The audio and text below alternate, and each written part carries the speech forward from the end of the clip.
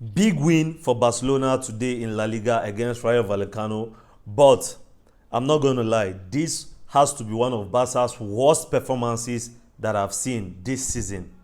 Barcelona were just not good today. Obviously, we got the 3 points, which was the most important thing on the night. Let's not forget that.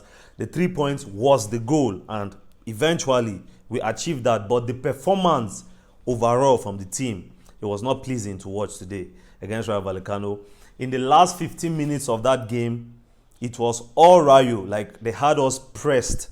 We had to hold on to these 3 points at some point in this game. Barcelona were slow, we were lethargic, we were not biting in attack, we were not sharp in attack. The defense was decent, but otherwise the rest of the team was not quite fluid as we know Barca to be. It was a tired performance from the team, both mentally and physically. It was a tired performance from the team.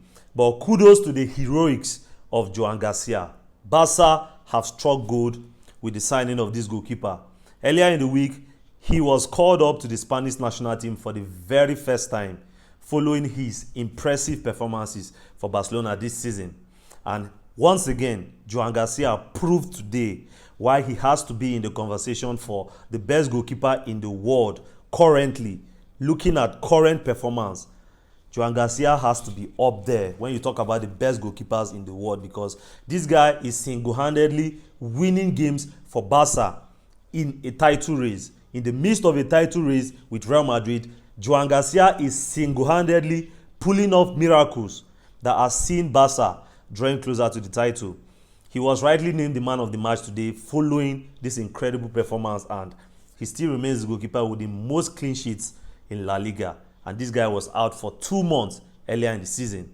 There was an injury scare for Joan Garcia in the first half, and Szczesny was warming up. Like we saw in the midweek, Szczesny replaced Joan Garcia, and at some point, it seemed like Joan Garcia was going to be taken off. But he soldiered up, and then his contribution proved decisive in this game. I'm not sure that Szczesny would have prevented some of those chances that Joan Garcia prevented from Rayo Vallecano. So this victory today for Barca is hugely thanks to the performance of Joan Garcia. What a player Joan Garcia is, what a signing that he has been for Barcelona. The rest of the team, Rafinha, he didn't look himself today. He was off.